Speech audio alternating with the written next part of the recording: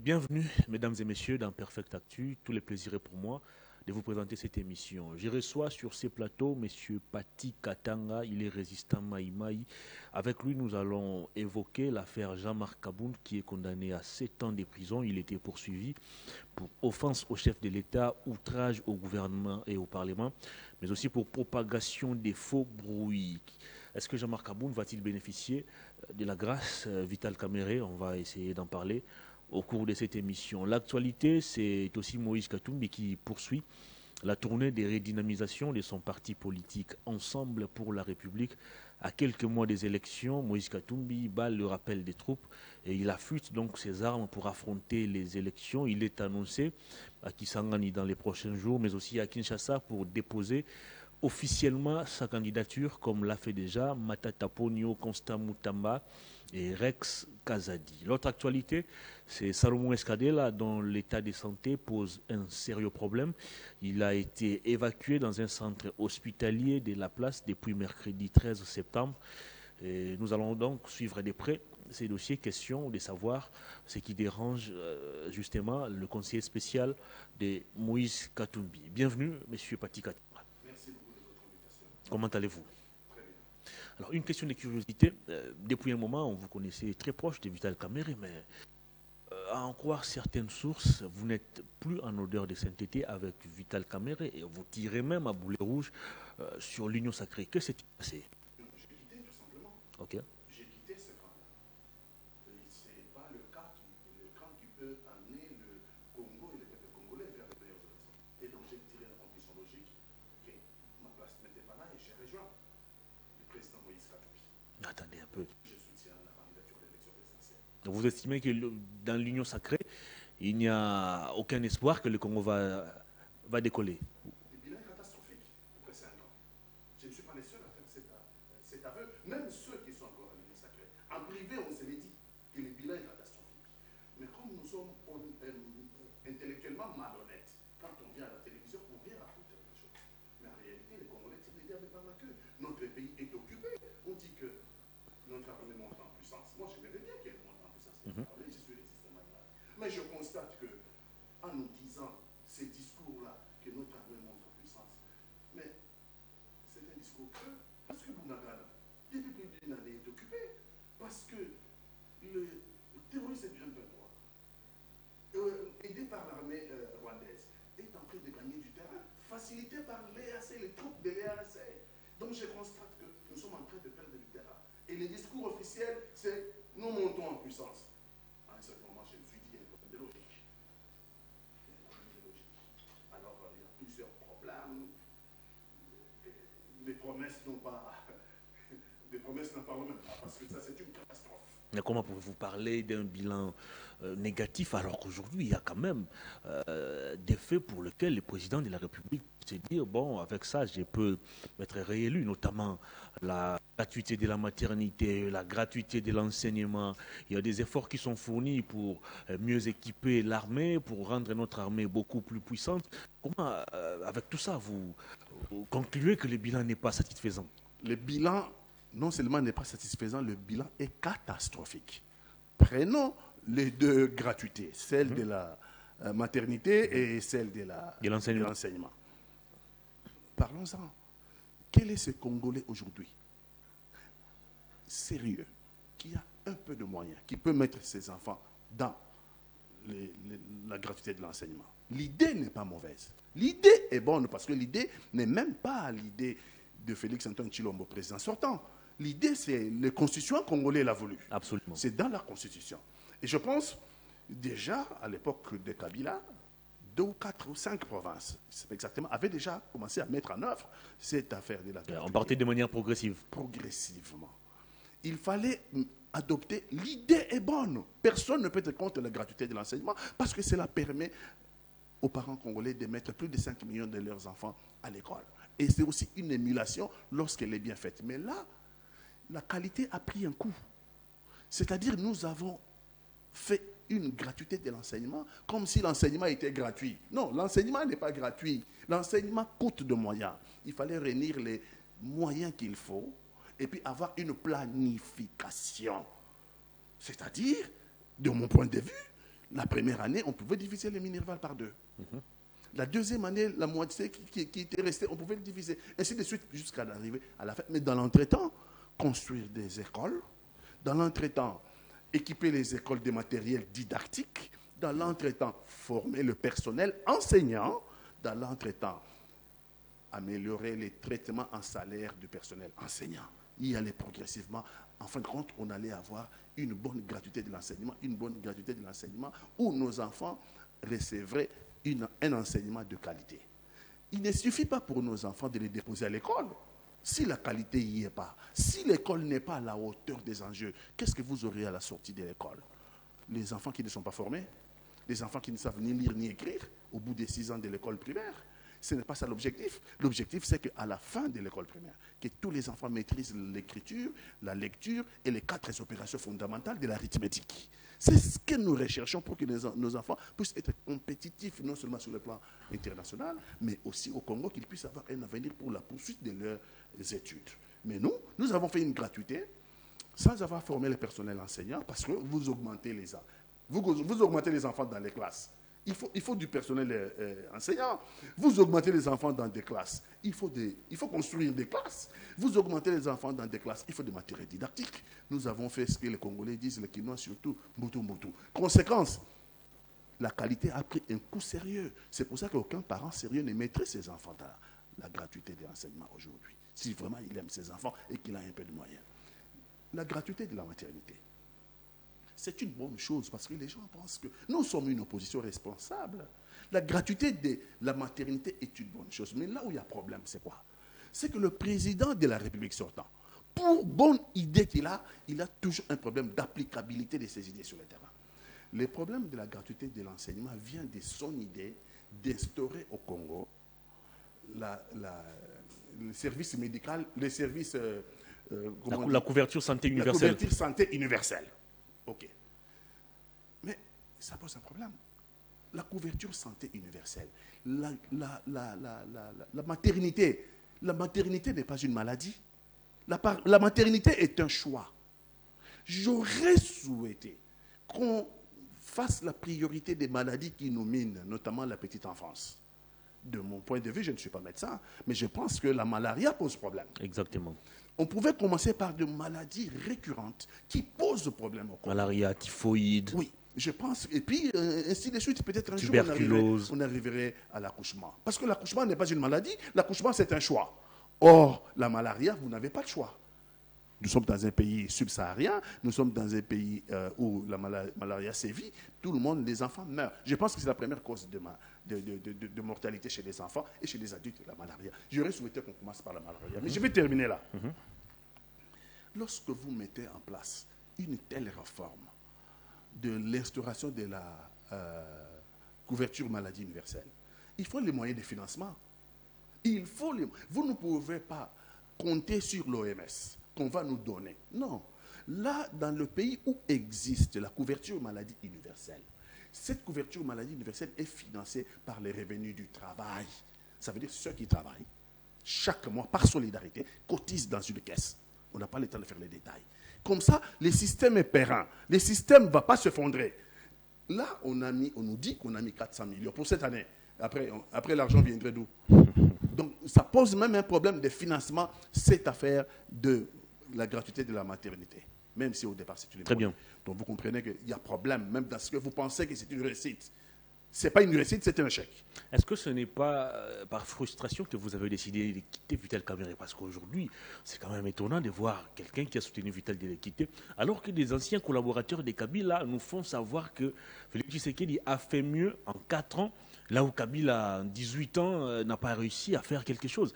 Est-ce que ce n'est pas par frustration que vous quittez Vital? Bon, vous l'avez servi, et vous n'êtes pas récompensé, ni dans les entreprises publiques, moins encore dans les gouvernements. Je m'attendais à cette question. Je m'attendais à cette question parce qu'au Congo, on a inversé l'ordre des choses. On fait la politique par conviction. On ne fait pas la politique pour se servir. Je suis polytechnicien de formation. C'est dommage que dans mon pays, il n'y a pas d'industrie. S'il y avait d'industrie, je n'aurais pas un problème d'emploi parce que je suis correctement formé. Et donc, Le problème, c'est plutôt créer les emplois. Et les emplois, ce n'est pas l'État qui crée les emplois. Les emplois sont créés par les entreprises, par l'investissement privé, mais boostés par l'État. L'État met les conditions de création d'emplois. Mais les créations d'emplois sont créées par les entrepreneurs, par les entreprises, par l'investissement privé. Et donc, le problème, ce n'est pas moi. Moi, je suis venu en politique parce que j'ai des convictions, parce que j'ai des valeurs auxquelles je crois. C'est vrai que lorsque vous êtes au pouvoir, c'est le personnel politique que vous avez qui est censé gérer les affaires de l'État. Mais nous avons vu des gens qui sont venus à côté du président de la République sortant, qui n'avaient pas les niveaux. Le problème, c'est vous appelez les gens à travailler avec vous, mais si les gens n'ont pas le niveau, il faut chercher les gens, la personne qu'il faut à la place qu'il faut. Donc le problème, mon problème, ce n'est pas être frustré, mais je serais menteur si j'ai dit que si on m'avait donné un emploi, peut-être que ça aurait été... Je serais menteur de le dire, parce que les Congolais n'aiment plus les mensonges. Mais j'ai dit, la première raison qui me motive, c'est sur des problèmes de convictions politiques. J'ai des valeurs, j'ai des convictions politiques, et je trouve que le président de la République sortant conduit le Congo vers le suicide, conduit le Congo vers les murs. Aujourd'hui, notre pays est occupé. Aujourd'hui, les Congolais tirent le diable par la queue. Il y a une année, il a dit qu'on aura une université flambant neuve en Bandaka. Katumbi de là-bas. Donc, vous comprenez, je ne vais même pas passer par les promesses du style à Maluku, je ne sais pas, à Kinkole, on a trouvé la solution avec la pêche. Je veux même pas. La clé magique. La clé magique. Aujourd'hui, la société Congo Airways. Ouais, en faillite totale. Donc, j'ai quitté ce camp-là parce qu'il n'a pas de solution au problème récurrent qui tenaille le Congo aujourd'hui. Je veux un président de la République qui respecte les Congolais, un président de la République qui respecte sa parole, un président de la République qui réalise ses promesses. Et on va y arriver. Je pense aujourd'hui, Moïse Katumbi n'est pas en campagne, ce n'est pas encore le moment, bien que sur les boulevards, en venant partout, c'est Fachi Béton, Fachi Béton. Les Fachi bétonistes pensent en criant Fachi Béton. Il n'y a pas de sanctions pour ça. Il n'y en a pas. Il n'y en a pas. Nous sommes dans la République bananière. Partout sur les boulevards, vous avez Fachi Béton, Béton, Fachi, Fachi Béton, Béton. Les Fachi bétonistes pensent que c'est ça la solution du Congo. On peut crier matin, midi, soir, Fachi Béton, Fachi Béton. Après, vous avez créé des emplois, vous avez libéré Bunagana, vous avez libéré Rutshuru, Massissi, vous avez amélioré l'école, l'université, n'en parlons pas, passons. Les Congolais ici, les pouvoirs d'achat, n'en parlons pas. Ce n'est pas de crier chaque jour, Fachi, béton, béton, qu'on conduit les Congos vers les meilleurs horizons. C'est en travaillant, en ayant une parole et en ayant une politique de défense et sécurité capable de garantir au Congo sa sûreté. C'est comme ça qu'on va y arriver, pas par des slogans creux. Une question qui reste encore d'actualité, c'est le carnage des Goma. Le mercredi 30 août dernier, la garde républicaine a ouvert le feu sur des civils qui se sont présentés comme adeptes d'un mouvement politico-religieux qu'on appelle Ouazelendo, je pense. Vous êtes résistant Maïmaï. Est-ce que c'est normal dans un pays qu'on puisse se servir de la garde républicaine dont la mission principale est connue à d'autres fins? Mais est-ce que c'est normal qu'une armée... Moi, j'aurais peut-être toléré entendre que ce sont les envahisseurs qui ont tiré sur les Congolais parce qu'ils commettent des massacres chaque jour. Kichiché, à Rechenguerero, à Bunagana. Les massacres sont commis tous les jours par les terroristes M23, épaulés dans cette entreprise par l'armée rwandaise. Mais là, il s'agit de notre propre armée. C'est là que ça pose le problème. Et c'est même lié à la question précédente que vous venez, pourquoi je quitte. Je quitte parce que c'est inacceptable d'accepter cela. Une unité d'élite, la garde des Républiques, unité d'élite, chargé de la sécurisation des institutions, dont la première institution est le président de la République. Exactement. C'est dans cette unité que les éléments se sont permis d'aller massacrer les Congolais. Massacre de masse qualifié aujourd'hui comme crime contre l'humanité. Il avait fallu une enquête sérieuse. Il avait fallu une enquête sérieuse parce que l'armée répond à un commandement. L'armée répond à une chaîne de commandement. Et le parquet a dit que les militaires avaient agi de manière isolée. Il n'y avait pas de commandement. Ce n'est pas possible. Lorsque vous mettez tous les éléments face à face, ils sont sortis. Et nous sommes 3 heures du matin. Il n'y a pas marche de Ouazalendo. L'église, les adeptes de Ouazalendo sont dans leur... Il y avait rassemblement. Il sort à 3 heures du matin avec les véhicules de l'armée. Ils commettent ces massacres. Ils opèrent les pillages. Ils opèrent le pillage, les images sont là. Et ils prennent les véhicules de l'armée. Ils commencent à ramasser des cadavres dans le but de dissimuler. Non, il y a trop de faits saillants qui ne peuvent pas donner à un fait du hasard. L'armée répond à un commandement, répond à une chaîne de commandement. Chaîne de commandement militaire et chaîne de commandement politique. Dans cette affaire, j'aurais souhaité qu'il y ait des enquêtes approfondies. Parce que d'un côté, il faut enquêter sur la chaîne de commandement militaire et dégager les responsabilités. Deuxièmement, il faut enquêter sur la chaîne de commandement politique et dégager les responsabilités. Plutôt que de prendre les 6 tireurs, peut-être c'est eux qui ont tiré, mais la chaîne de commandement jouait quel rôle? Et puis des deux, peut-être l'enquête aurait pu nous démontrer qu'il y a eu manipulation. Parce que qu'est-ce que j'ai recherché les Ouazalendo qu'on a massacrés? Ils ont dit qu'ils vont manifester pour demander le départ de la MONUSCO et le départ de l'EAC, les troupes de l'AEC. Mais vous remarquerez qu'au lendemain du massacre, c'est le gouvernement congolais qui dépose une requête allant dans le même sens au Conseil de sécurité des Nations Unies pour demander à la MONUSCO d'accélérer les départs. Ça pose un problème. Qui a intérêt à ce que les troupes de l'AEC restent chez nous? Qui a intérêt à ce que les troupes de la MONUSCO restent chez nous? Il fallait enquêter pour savoir si ces militaires-là sont manipulés par le Rwanda. Hypothèse. Si ces militaires-là qui ont tiré sont manipulés par le Rwanda parce que s'attaquer à l'EAC, c'est s'attaquer au Rwanda. Parce que c'est le Rwanda qui est le pays leadership de la communauté de l'Afrique de l'Est. Donc, il faut le savoir. Si vous avez les militaires de l'Afrique de l'Est dans votre pays, vous avez les militaires rwandais dans votre pays sous l'uniforme de... Très bien. Donc, l'enquête aurait pu révéler beaucoup de choses. Et on aurait pu avoir un procès serein, un procès sérieux pour condamner sérieusement et puis prendre les sanctions sur le plan politique. Mais là, ça va vite. Au lendemain, on a ouvert le procès. Comme si on ne pouvait pas faire des enquêtes. Est-ce que les enquêtes dans ces pays existent encore? Jusqu'à ce jour, personne ne sait les conclusions des enquêtes sur la mort de Delphin Kayimbi, la mort de Suribé Okende. Nous attendons encore les enquêtes. Est-ce qu'il faut encore faire confiance? Vous comprenez pourquoi j'ai quitté? Pourquoi j'ai quitté l'Union sacrée? Hein? Donc, il n'y a pas des enquêtes, vous venez de les dire. Vous avez cité mon ami Suribé Okende. Le cadavre a parlé. Le cadavre a parlé. 2 mois aujourd'hui, depuis qu'il a été tué. 2 mois jour pour jour. Depuis l'autopsie, le cadavre a parlé.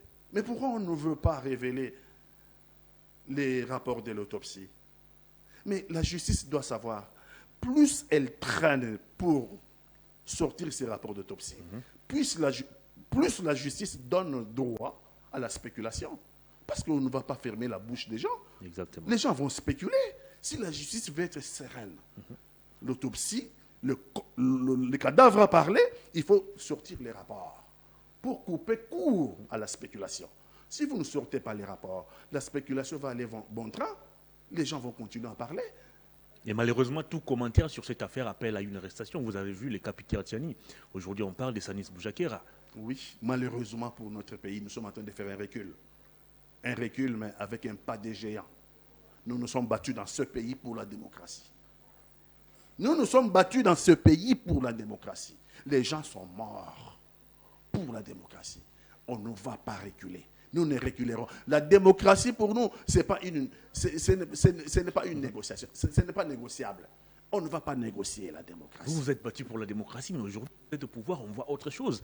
Qu'est-ce qui ne va pas? C'est ça le contraste. Comment expliquez-vous ces paradoxes? C'est ça le paradoxe. C'est pour ça que j'ai quitté l'Union sacrée. Parce que le paradoxe est saisissant. Ce n'est pas un départ tardif? Non, ce départ n'est pas Ou tardif. un départ, on va dire, électoraliste? Non, à tort, c'est lui qui persiste dans l'erreur. Les latinistes disent, l'erreur est humaine, mais persévérer dans l'erreur est diabolique. J'ai refusé de persévérer dans l'erreur. Et donc, je ne suis pas à condamner. Très bien. Au contraire, il faut m'apprécier. On va parler cette fois-ci de Jean-Marc Abound, votre ancien compagnon de lutte, je pense. Jean-Marc Abound est condamné à 7 ans de prison. Il a été accusé d'avoir offensé le chef de l'État, d'avoir outragé et le Parlement et le gouvernement, mais aussi pour propagation des faux bruits. Est-ce que dans un régime qui s'est dit démocratique, un régime qui s'est battu pour l'avènement ou encore l'instauration de la démocratie, trouvez-vous normal qu'on puisse condamner quelqu'un parce qu'il aurait offensé le chef de l'État, alors que le chef de l'État lui-même a dit qu'il ne veut pas qu'on puisse arrêter des gens parce qu'on l'a critiqué? Est-ce que c'est normal? C'est un contraste. Parce que le président de la République, candidat, lui-même dit Tolobate, Tolobi, et commis outrage au chef de l'État. Il faut d'abord, si nous arrivons au pouvoir, dans le 100 premiers jours, abolir cette loi. Abolir cette infraction d'outrage au chef de l'État. Ça n'a pas de sens. On cherche à durcir d'ailleurs le ton sur cette affaire. Les pouvoirs se saisissent de cela pour mettre les opposants en prison. C'est inacceptable. Une démocratie n'est valable que lorsque l'opposition s'exprime. Mais lorsqu'on voit tous ceux qui s'expriment et qui soutiennent Moïse Katumbi, ben, l'espérance de vie en liberté est comptée. Je sais mon espérance de vie en liberté est comptée. Je le sais. Mais j'ai dit, la liberté n'est pas négociable. La liberté n'est pas négociable. La démocratie n'est pas négociable. Voilà pourquoi nous continuerons à dénoncer ce qui est mauvais, à dénoncer ce qui est mal, à jouer notre rôle d'opposant. C'est hallucinant. 7 ans de prison. Vous imaginez un père de famille qui a des enfants, qui a sa famille, qui a une vie, 7 ans de prison pour outrage à magistrat. Et d'ailleurs, le parquet qui poursuit n'a pas requis la peine de 7 ans. Le parquet avait requis la peine de 3 ans. Les juges sont allés. les juges sont allés à 7 ans. C'est pas possible. C'est inimaginable, c'est inacceptable. On ne peut pas condamner quelqu'un à 7 ans de prison pour outrage. Il s'en est justifié lui-même. Il a même dit qu'il avait des éléments. Il a fustigé que le parquet ne lui ait pas demandé d'apporter plutôt les éléments que de le poursuivre. Il fallait lui demander d'apporter les éléments des allégations qu'il avançait. Exactement. Non, on a préféré... Non, c'est un procès politique. Non, c'est une peine politique. Je pense que très bientôt, les Congolais prendront la décision, pendant l'élection présidentielle qui arrive, d'élire un président de la République qui va gracier, illico presto, Jean-Marc Kabound, parce qu'il ne mérite pas d'être en prison. Et il faut abolir, dans les 100 premiers jours, cette infraction d'offense et outrage au chef de l'État. Mais ce sont les mêmes faits que vous avez reprochés hier à Joseph Kabila. Vous êtes au pouvoir aujourd'hui et c'est pratiquement les mêmes choses qui se reproduisent. Oui, alors pourquoi avoir combattu Kabila? Oui. Pour reproduire les mêmes actes que Kabila posait. Oui, ça pose un problème. C'est pour ça que j'ai dit en politique, il faut avoir des valeurs. Il faut avoir des valeurs pour rester dans un coin et réfléchir à ce que vous venez de dire. On ne peut pas faire la même chose qu'on combattait hier. Et même pire. Et même pire. Non, ça pose un problème. Si Étienne, mon maître, a pensé, Étienne Tshisekedi devait revenir de sa tombe, je pense qu'il regretterait beaucoup de choses. Mais pourquoi va-t-il regretter alors que c'est son fils qui est au pouvoir? On suppose que c'est lui qui a les mieux appris à ses côtés. Étienne a eu des fils biologiques, mais Étienne a beaucoup de fils idéologiques. Notamment Félix Tshisekedi, qui est à la fois biologique et idéologique. Ça, c'est votre jugement. Je ne le pense pas. Je pense qu'il est le fils biologique. Il n'a jamais été le fils idéologique. Ah bon? Parce que tout ce qu'il fait va à l'encontre de l'idéal pour lequel Étienne Tshisekedi s'est battu. C'est-à-dire la démocratie, la vraie. La démocratie, la vraie. C'était son combat. C'est le père de la démocratie. Il n'a jamais accepté qu'on arrête les gens à tout va. Il disait que toutes les idées doivent s'exprimer. Et in fine, dans une démocratie, c'est le peuple qui décide en fin de compte. Et donne le mandat à qui il veut. Mais ça, 7 ans de prison pour outrage. Je tombe des nues. Même le président de la République sortant lui-même, en face de sa conscience. Kabound, c'est quelqu'un que lui a connu. Kabound, c'est quelqu'un avec qui lui a travaillé. Kabound, c'est un élément de l'UDPS. Il a été dans tous les coups. Il a été dans tous les combats de l'UDPS. Je n'ai jamais été dans l'UDPS. J'ai été adepte d'Etienne Tshisekedi. Mais je demande à ceux de l'UDPS de réfléchir un peu. Ça ne se fait pas. 7 ans de prison. 7 ans de prison. Pour des infractions qu'on peut minimiser, qu'on peut même banaliser, on va dire. Ce n'est pas acceptable. Ce n'est pas acceptable. Je pense que les Congolais, puisqu'on va vers les élections, vont élire un président qui, illico presto, dans la foulée, dans les 100 premiers jours, va. L'UDPS au pouvoir, il n'y aura plus d'opposition. Est-ce que ces messages n'est-il pas en train de se matérialiser? À voir la manière dont les opposants sont traités aujourd'hui. Kabila a été ici 18 ans. Hein. Il ne faut pas avoir la cécité, il ne faut pas avoir la mémoire courte. Hein. Kabila a été ici pendant 18 ans. Mobutu, 32 ans. On les a combattus les deux. Et les deux régimes sont tombés. Donc j'ai dit que la pérennité d'un régime, si vous voulez que le régime perdure, c'est le peuple congolais. Offrez du travail au peuple congolais, la sécurité au peuple congolais, offrez l'avenir au peuple congolais, l'école, l'université. Il faut que le peuple soit content. Lorsque le peuple est content d'un pouvoir, il les reconduit ad vitam aeternam, parce que le peuple est content. Au cas contraire, un régime peut durer, comme on pense. Lui-même, Kabound, ça les rattrape aujourd'hui. Hein. Il dépasse ça la remise et reprise dans Jésus-Christ. La révolution a bouffé son propre fils. Moi, je l'ai pardonné, mais ce sont ses paroles. Il dépasse ça la remise et reprise quand allait Jésus aux ongles. Mais avant que Jésus ne rentre, vous avez 7 ans de prison. Il est bouffé. Donc, j'espère que Jésus va faire grâce pour que très vite, on ait un président capable de le gracier. Parce qu'il ne le mérite pas. Voyez-vous Jean-Marc Kabound aller en appel et peut-être bénéficier du miracle Vital Kamerhe qui est allé de 20 ans à 13 ans et puis à l'acquittement définitif? C'est une peine politique. C'est un procès politique. Et donc, je pense que peut-être le temps peut faire les choses en allant en appel. Peut-être les gens peuvent réfléchir. Les gens ne sont pas bêtes. Ils peuvent réfléchir, dire non, tout sauf ça. Peut-être en appel, on peut. Ça, c'est un procès politique. On ne donne pas 7 ans à quelqu'un pour outrage. Je ne sais même pas qu'est-ce que le code pénal a prévu, mais je trouve excessif 7 ans de prison. Alors que le parquet a requis 3 ans. Les juges sont allés au-delà de plus du double. Mais qu'est-ce qui peut justifier cela? Je pense qu'il va aller en appel. S'il a décidé, il ira en appel. Je pense que, comme c'est un procès politique, très bien, on peut penser réduire cette peine de façon à ce qu'il sorte de prison le plus rapidement possible. C'est une honte pour nous, c'est une honte pour la démocratie. Très bien. On reste notre pays, au niveau international, prend un coup sérieux. On reste dans la justice pour parler cette fois-ci. Notre prisonnier, il s'agit de Salomon Escadela. Salomon Idikalondadela, conseiller spécial de Moïse Katumbi, arrêté depuis le 30 mai à l'aéroport de Ndjili alors qu'il prenait son avion pour Lubumbashi. Il a été accusé de détenir de manière illégale une arme à feu, mais aussi une munition de guerre. Son procès avait démarré. Les ministères publics avaient plutôt évoqué la divulgation des secrets de défense en temps de guerre. Et par après, nous avons appris que Salomon était très souffrant, empêché au départ de se faire soigner. Finalement, la justice a accédé à la demande de ses avocats de voir leurs clients être évacués dans un centre hospitalier de la place, chose qui est faite. Est-ce qu'il faut craindre pour la vie?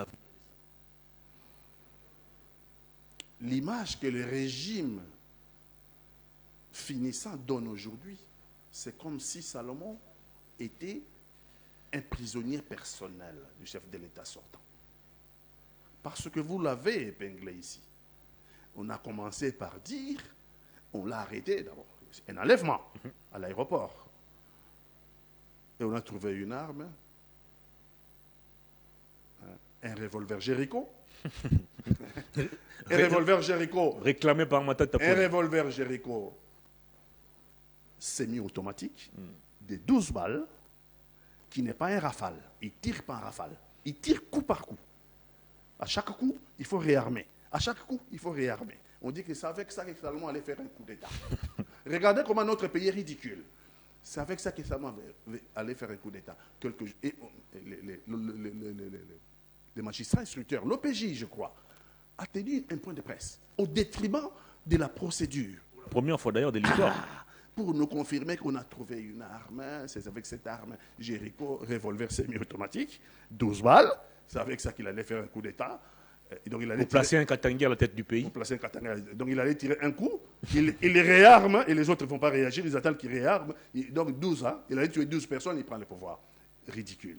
Et même dans ces ridicules-là, c'est les gardes-corps de Matata qui dit que c'est moi qui ai perdu cette arme. Lors de la marche.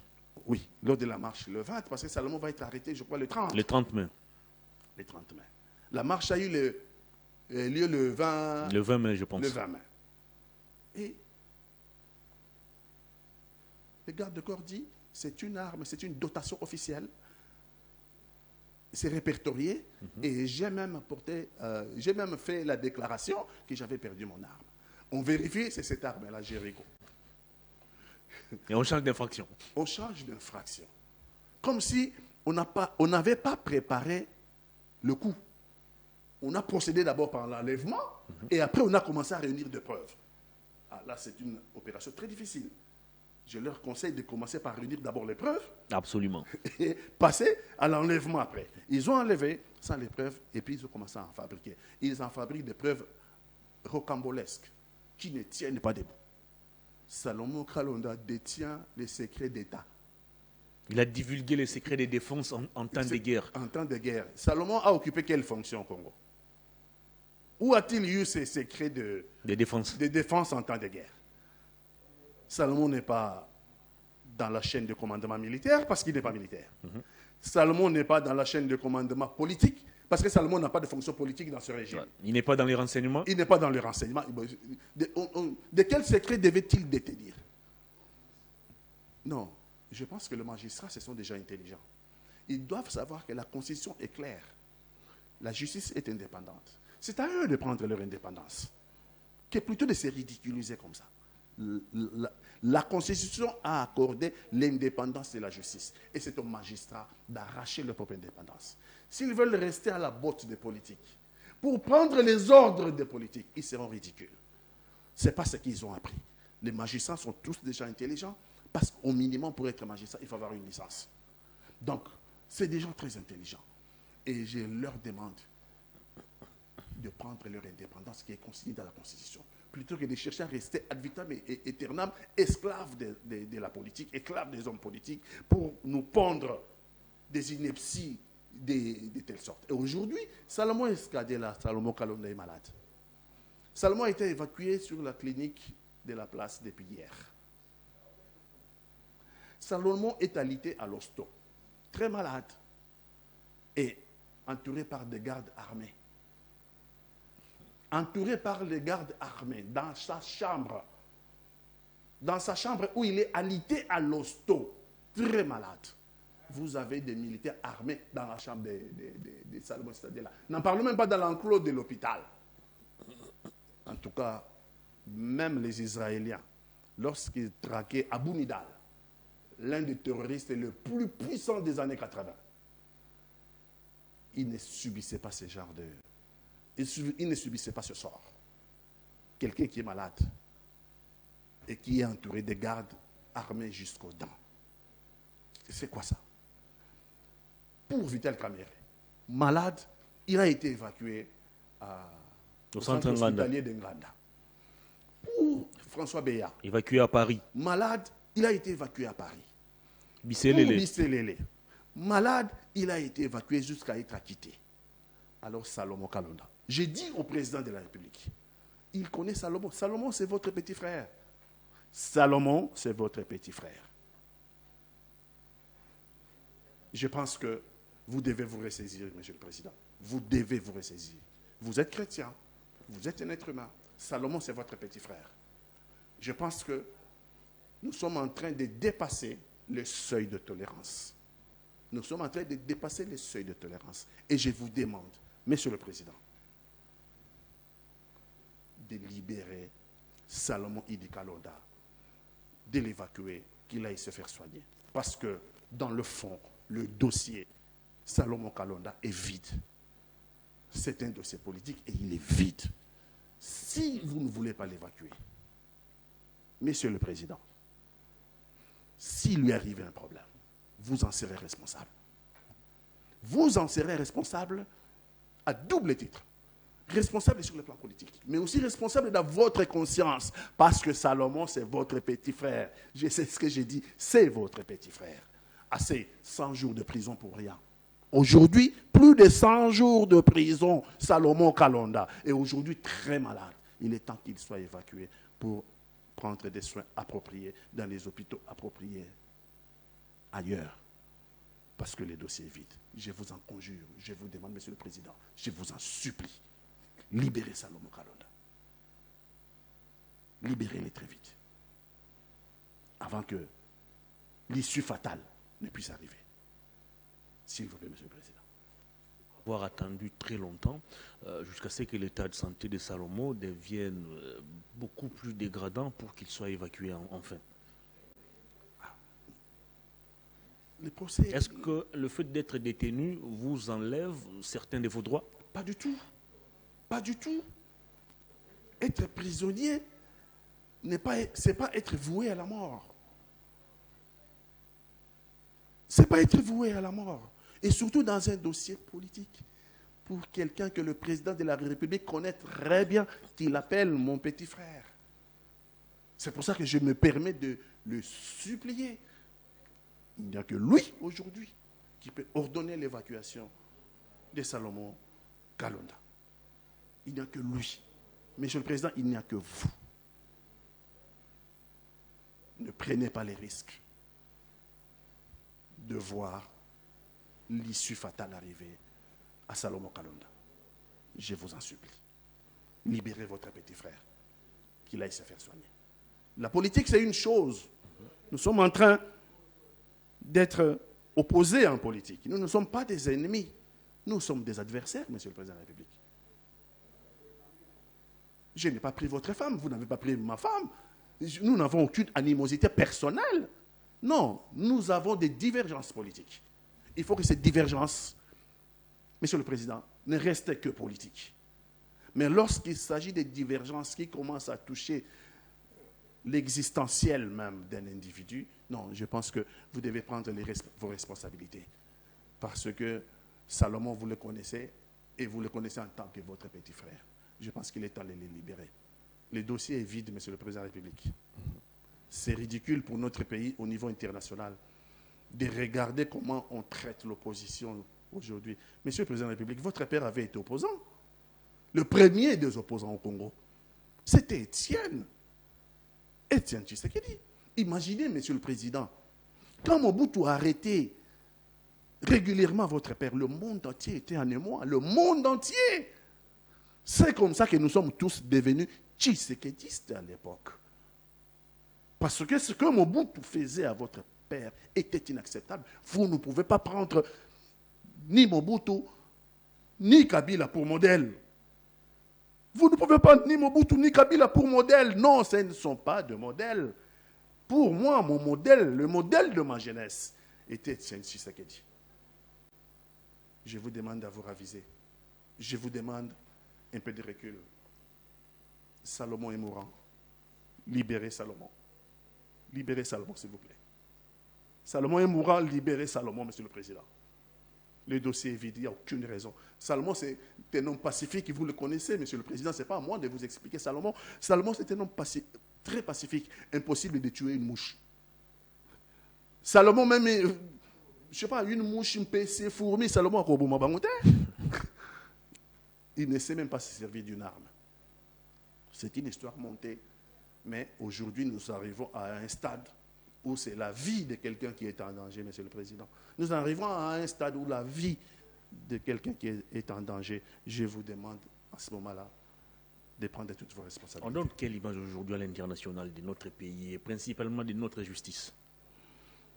Bon, lui-même, le président de la République sortant, dit que à chaque fois qu'il fait son discours de rentrée devant les magistrats, il dit que la justice ne fonctionne pas. La justice est gangrénée par la corruption. Mais qu'est-ce qu'il fait pour réparer tout ça? C'est pour ça qu'a-t-il mené comme réforme? C'est pour ça que j'ai quitté l'Union sacrée.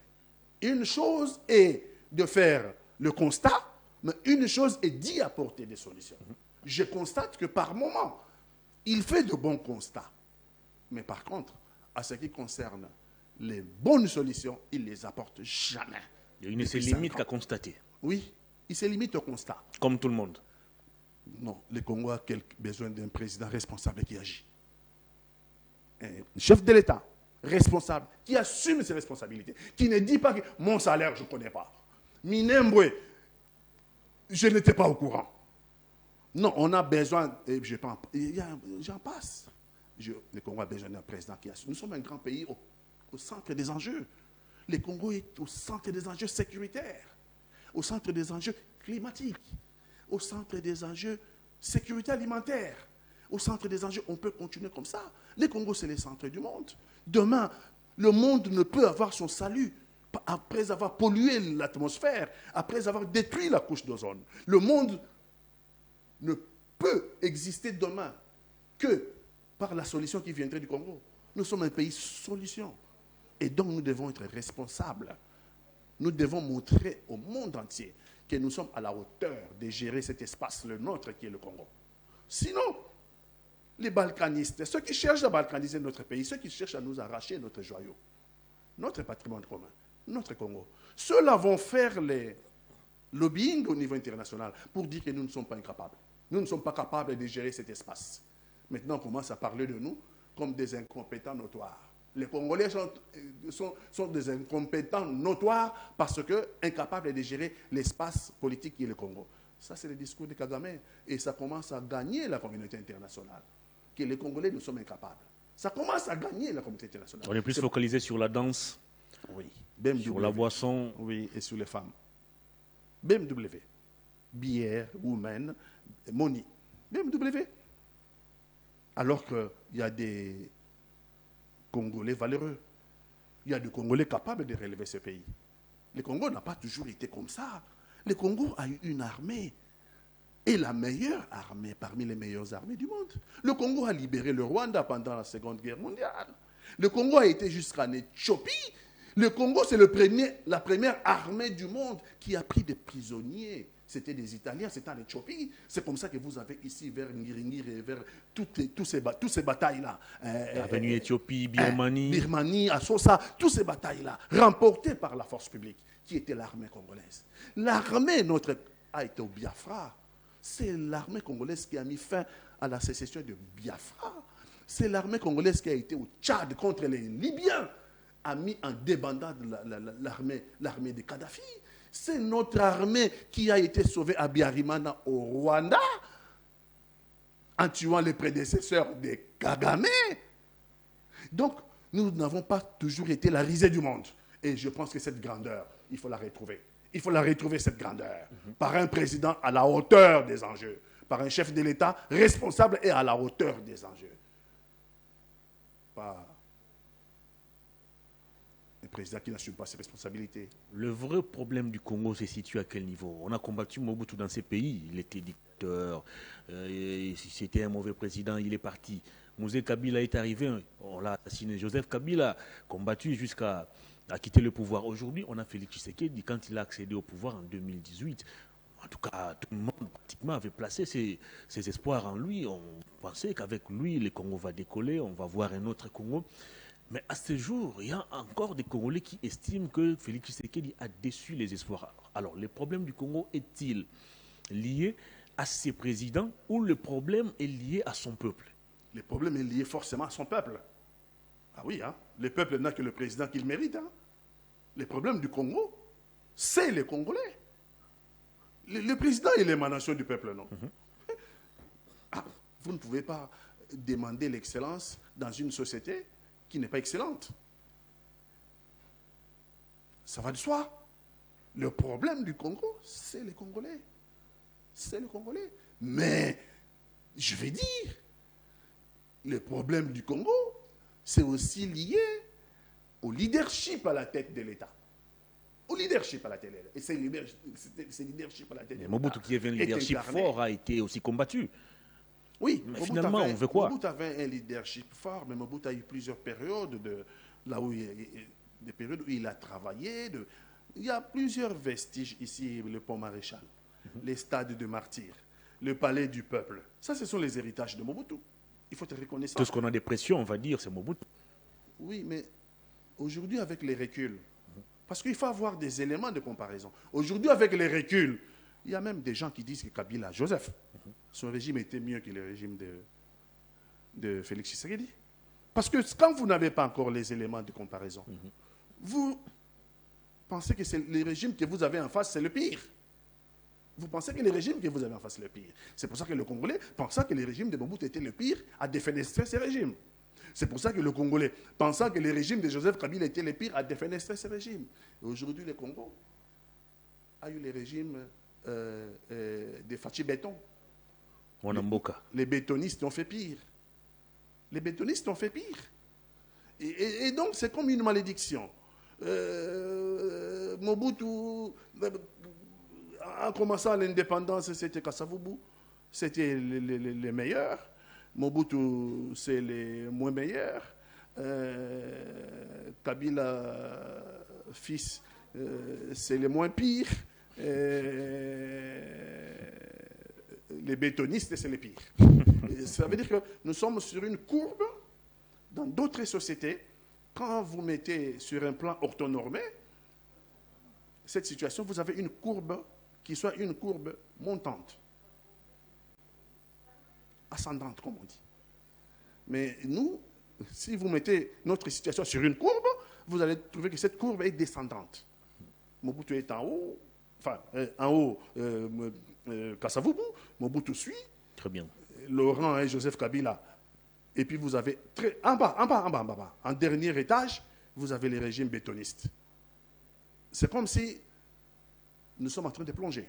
Nous sommes en train de descendre de plus en plus. Nous devons nous ressaisir pour remonter. Nous devons nous ressaisir pour remonter. Ne fût-ce qu'atteindre les niveaux où Mobutu nous avait placés. Pour aller vers le niveau de Kasavubu. Pourtant, ceux qui ont travaillé avec Kabila estiment que Félix Tshisekedi a fait mieux que l'ancien président, le sénateur à vie. En 4 ans seulement, il y a des réalisations beaucoup plus éloquentes que Joseph Kabila en 18 ans de règne. Raison pour laquelle tous ont décidé de rejoindre l'Union sacrée et travailler avec Félix Tshisekedi. Il y a même Mende qui vous dit qu'il voit en Félix Tshisekedi l'idéologie de Patrice Emery Lumumba, ou l'esprit de Lumumba. Mais je pense que Félix Antoine Tshisekedi est un homme intelligent. Hein. Il connaît ces gens-là. Il connaît ces gens-là. Il y a certains qui ont traversé des régimes. Hein. Il y a certains qui sont venus du régime Mobutu, même Kasavubu peut-être, mais le régime Mobutu certainement, qui sont passés au régime Kabila, Laurent Désiré, et puis les régimes Kabila fils, et puis aujourd'hui ils sont chez Béton. Hein. Dis-moi, quelle crédibilité? Dites-moi, quelle crédibilité ce genre de personnes qui sont sans conviction politique, qui n'ont des dieux que l'argent, les pillages de la RDC. Donc, lorsque les gens qui ont érigé la transhumance en valeur politique viennent nous dire une chose, non, j'ai dit non, Félix Antoine Tshisekedi les connaît, non? Félix Antoine Tshilombo les connaît. Hein? Si il a oublié, on peut lui sortir, il y a le devoir de mémoire. Hein, je ne le vois plus. À un moment donné, il y avait les devoirs de mémoire ici, chez vous, à la télévision. Et donc, il faut sortir les devoirs de mémoire. Ces gens-là ont insulté Étienne, mon maître à penser. Ces gens-là. Quand ils viennent aduler son fils aujourd'hui, vous croyez qu'ils sont sincères? Vous estimez que Félix Tshisekedi, c'est le pire de tous les présidents qui ont eu à diriger la RDC. Nous avançons vers les élections. La CENI a ouvert déjà son bureau de réception et traitement des candidatures. Matata a déposé. Constant Moutamba, Rex Kazadi, dans les jours qui viennent, peut-être Moïse Katumbi, Félix Tshisekedi lui-même, candidat à sa propre succession, Fayoulou peut-être aussi. Quel est le président ou quel est le candidat qui convient, ce n'est pas encore la campagne électorale certes, mais nous analysons, qui doit succéder à Félix Tshisekedi? Qui, selon vous, a fait piètre figure? J'ai dit ici, de tous les régimes, j'ai commencé par Kasavubu, exactement. Et je les ai placés sur un plan orthonormé, j'ai dit, la courbe est descendante. Ça, c'est déjà le premier constat. Donc, plus on change de président, plus les bilans sont catastrophiques. Et donc, Félix Antoine Tshisekedi a un bilan plus catastrophique que Joseph Kabila, Joseph Kabila a un bilan plus catastrophique que Laurent Désiré Kabila. Laurent Désiré Kabila a un bilan plus catastrophique que Mobutu. Mobutu a un bilan plus catastrophique que Kassavoubou. Il faut redresser la pente. Il y a un problème là. En faisant quoi exactement? On a dit ici, le premier problème, c'est les Congolais. C'est les Congolais qui font les choix de leur président. C'est les Congolais qui font les choix. En tout cas, ils ont la liberté. Aujourd'hui, nos pères et nous nous sommes battus pour qu'il y ait cette liberté-là de choix du président de la République. Il faut choisir un président de la République, qui aime les Congos et qui aime les Congolais. On va arriver peut-être à Moïse Katumbi parce qu'aujourd'hui, il vient d'arriver à Kikwit. Ce n'est pas parce que je le soutiens. En provenance de Mbandaka. En provenance de Mbandaka, il vient de descendre à Kikwit. Ce n'est pas parce que je le soutiens, mais il a dit quelque chose qui m'a époustouflé. Et c'est un Lingala. C'est un Lingala, il disait, comme c'est un Louchois, natif de Lubumbashi, et donc Lingala a un peu quelques difficultés, mais comme Lingala c'est devenu la première langue nationale, donc il s'exprimait à Lingala avec quelques petites difficultés. Il voulait dire Bozoba. Alors on a tenté de le corriger par quelqu'un qui maîtrise Lingala à côté. Je n'ai pas bien vu l'image. Koko Sabatou. Voilà. Il habitait Koko Sabatou, c'était Kozoba Batou. Ah, c'est très fort ça. Éducation Nanga Nazwa. Lui, il parle maintenant, Moïse Katumbi. Les images sont là, tout le monde va les contempler dans les heures qui viennent. Éducation Nanga Nazwa. Eza Yako Zoba Batute. Ce qui n'a aucun kalikambote. Il parle en lingala, je l'interprète. Ce qui n'a aucun kalikambote, n'a au salate. N'a au lakabinote. Parce que Kozoba Batu. Eza Balamote. Kozoba Batu. Ils disent éducation Nangate. Tout est là, non? Kozoba Batu. Personne n'a de baguette magique. Les Congolais doivent travailler. Les Congolais doivent être mis au travail. Attendez un peu. Pourquoi tous ces candidats reviennent sur des promesses non réalisées? J'ai vu Matata Pogno au sortir des décennies, quand il a déposé sa candidature, dire que je ne vais pas faire des promesses. Vous connaissez mon bilan comme Premier ministre. Il y a des réalisations, il n'y a rien à promettre. Donnez-moi la chance. Je vais faire du Congo, c'est un grand pays. Vous avez Moïse Katumbi qui revient encore sur des promesses non réalisées. Mais finalement, à qui on s'adresse? On s'adresse au peuple, parce que ça veut dire que notre peuple est devenu mature. Il n'accepte plus les mensonges. Il n'accepte plus des promesses non réalisées. Il accepte les difficultés. Qu'on vienne lui expliquer. Voilà les difficultés. Voilà ce à quoi je me suis buté. Je vous ai fait cette promesse-là. Mais face à cette difficulté-là, voilà comment je compte contourner. Le peuple congolais a besoin d'un président qui apporte des solutions aux problèmes. Et non un président qui vient pour se plaindre. Et dont même certaines choses importantes de la nation, il dit publiquement qu'il ne connaît pas, qu'il n'était pas au courant. Non, les Congolais, non. N'est-ce pas de la sincérité? Non, ce n'est pas de la sincérité.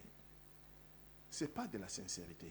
Lorsqu'il promet l'université en Bandaka, il y a moins d'une année là, on appelle ça l'université à Poto Koutubakosa, les images sont là, je suis pas en train de mentir. Hein? L'avare congolais. Ah, vous imaginez un peu, le président de la République est mieux placé parce qu'il connaît les difficultés du Congo. Il connaît les difficultés du Congo.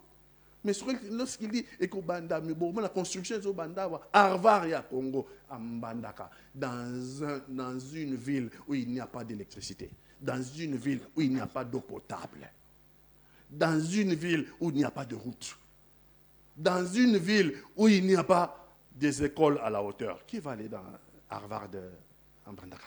Il faut commencer par donner l'eau et l'électricité. Il faut commencer par l'école primaire, l'école secondaire réhabilitée. On commence par dire. Donc, vous comprenez qu'en français, on appelle ça la démagogie.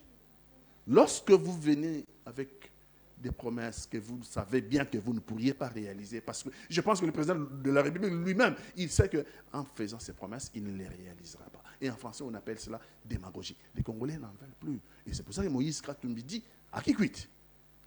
Et ça, éducation n'a pas été. Ce qu'on a au coca, ça, les lots, n'a pas promettre. Je préfère quelqu'un.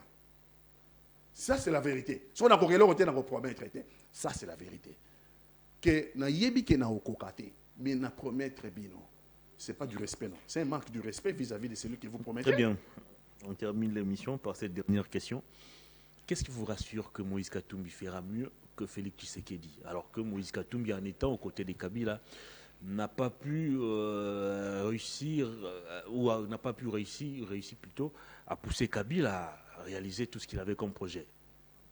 Vous dites Moïse Kabila. Moïse n'était pas président de la Non, République.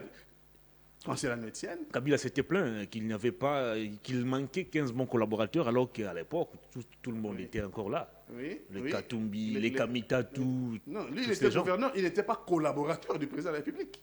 Il était gouverneur du Grand Katanga. Et pendant 8 ans, il a été gouverneur, meilleur gouverneur, plébiscité par le magazine américain. Et même Vital Kamerhe, qui a lancé un appel président de l'Assemblée nationale, d'aller apprendre la bonne gestion au Katanga. Tous les gouverneurs du Congo à aller en stage, en formation au Katanga, chez Moïse Katumbi.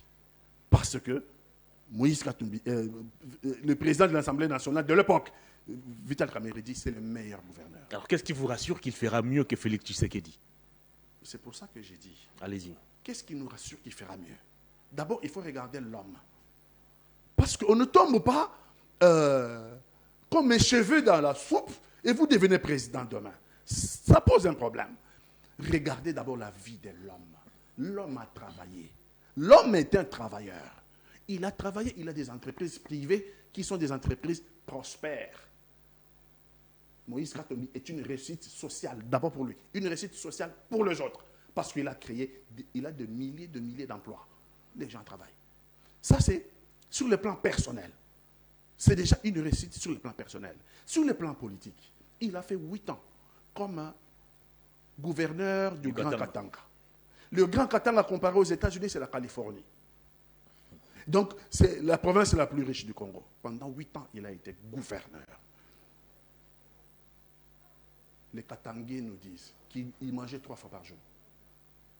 Il a construit le pont Lualaba. C'est le pont qui va vers Kolwezi, entre Lubumbashi et Kolwezi.